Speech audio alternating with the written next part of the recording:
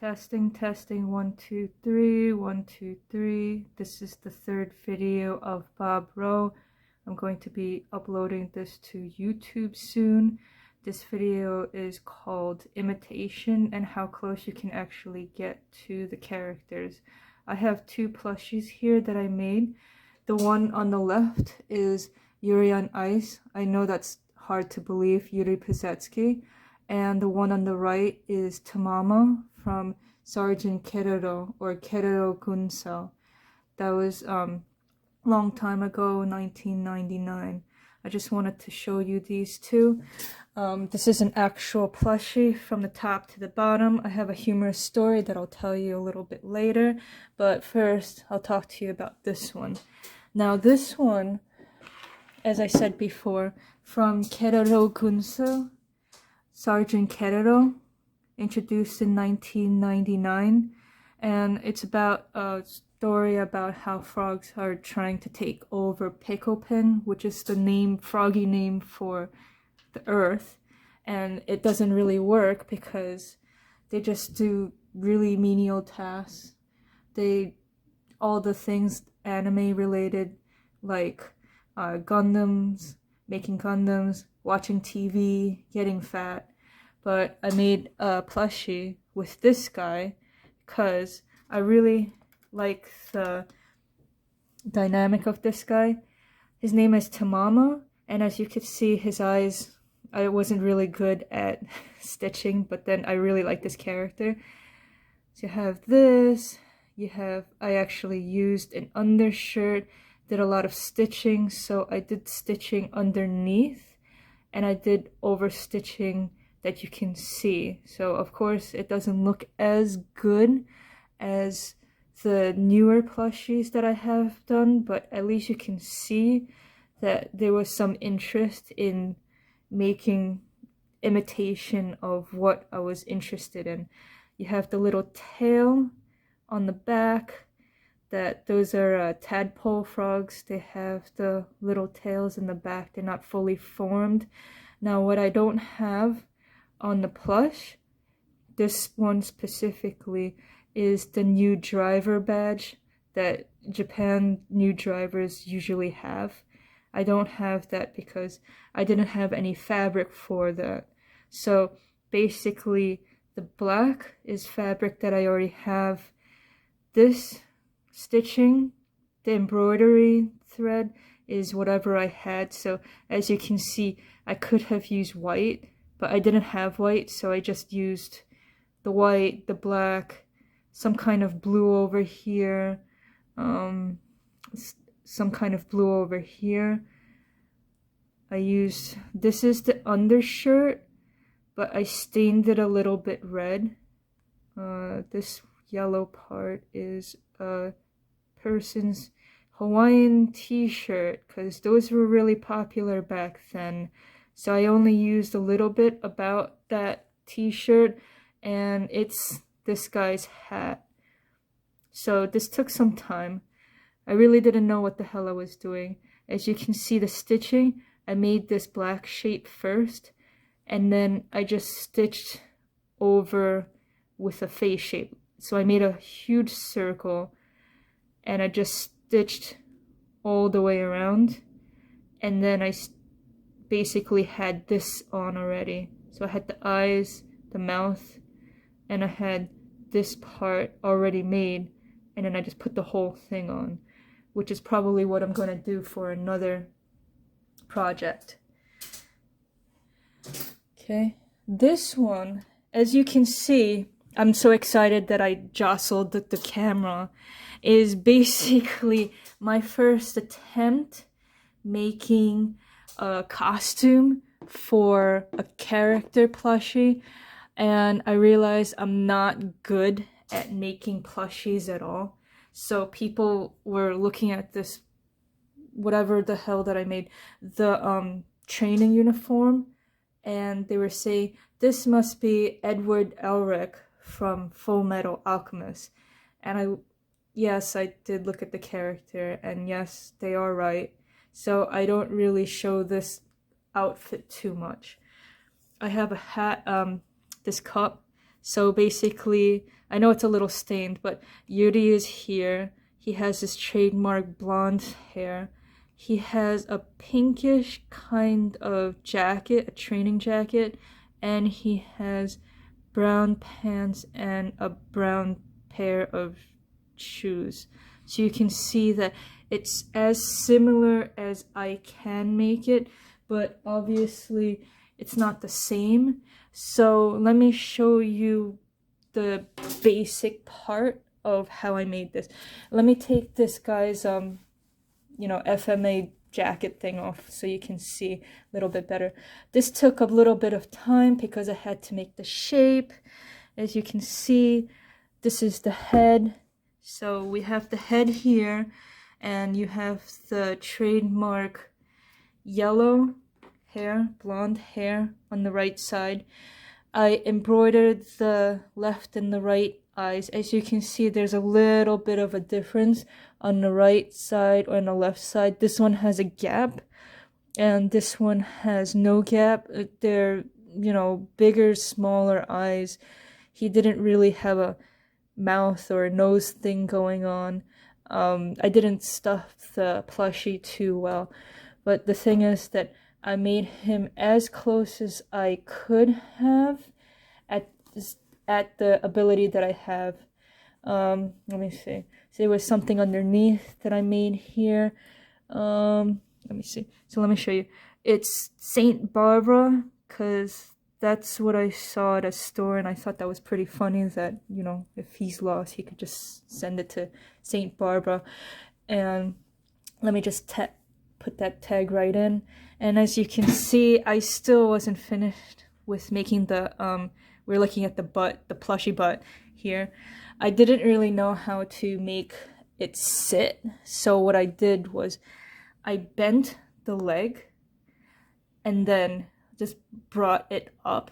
So you could see this is the brown of the felt and this is the training uniform as well as I could. I actually had gotten this one in a small size, Yuri size, added the felt bow, and also got the bigger patch for myself so I could put it onto a black sweater and match with Yuri. Another costume that I wanted to show you that I made, there's a couple of other things here, is that I could just, sorry Yuri, trying to do something over here. I made the costumes as simple as possible because, as I said to you, I have an idea to make a plush, but don't have any idea about the clothes. So I just make an approximation as well as I can. So there was a store that was going out of business, and I didn't want to leave this store without getting anything. So basically what happened is that I just made a variation of the jacket with this fabric, not the brown spotted fabric, but the black and white fabric. And I used a lot of felt. I don't like felt because, as you can see the detail, there's a lot of pilling here.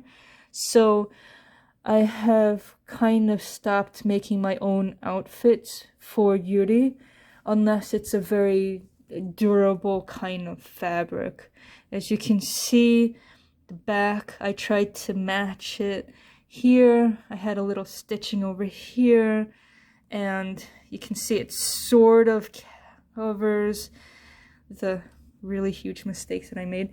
And as you can see, the sleeves, I just left the sleeves black and white. So if you put it like that, it looks like it all matches, and it was supposed to be like that. If you give me a couple of moments, I'll show you the other outfits that I have for Yuri, and then I'll show you I'll tell you the funny picture, the story that I have when I was at a bar with this plushie. Okay.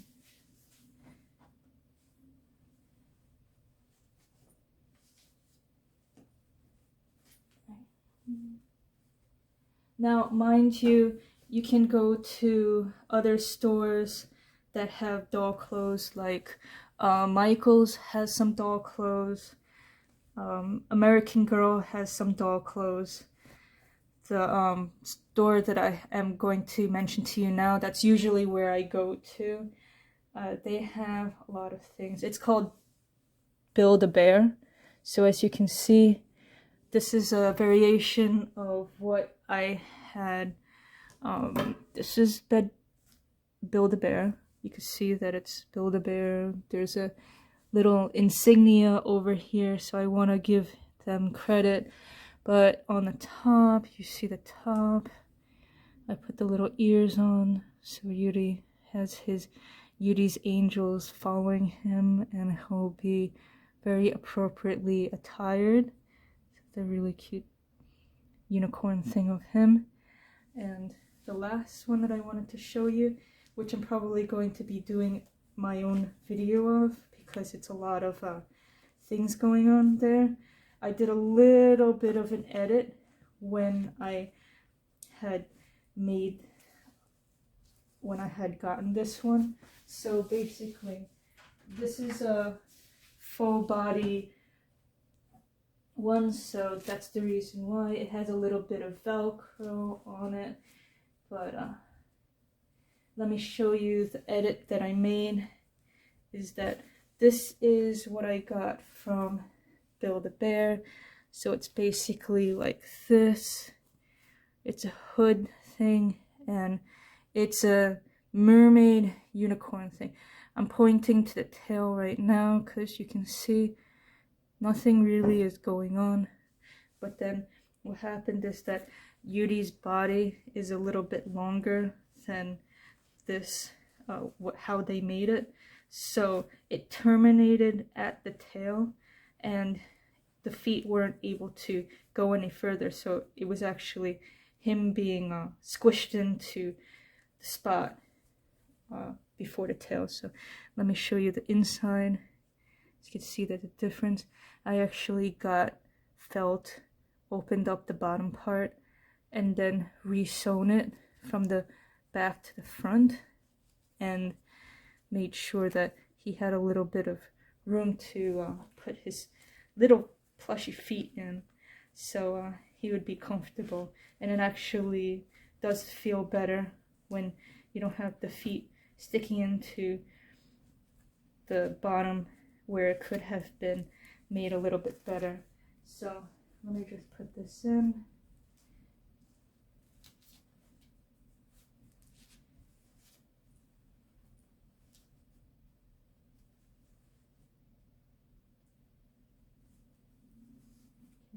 So as you're waiting, I'll just tell you about the funny story that I had with a couple of my friends.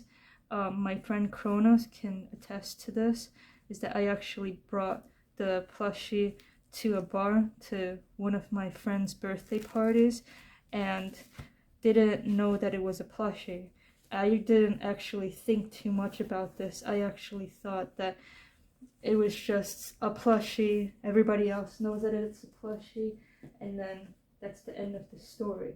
But literally what happened was that there were two burly men.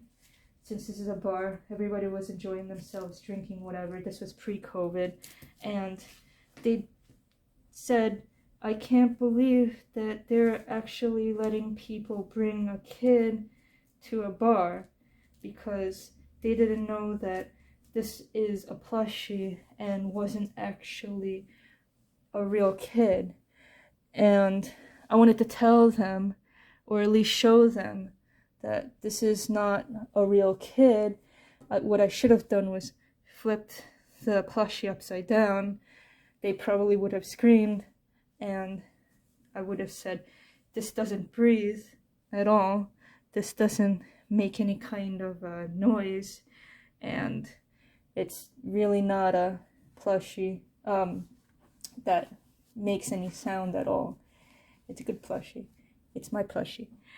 Just so you know, by the way, his birthday is March 1st.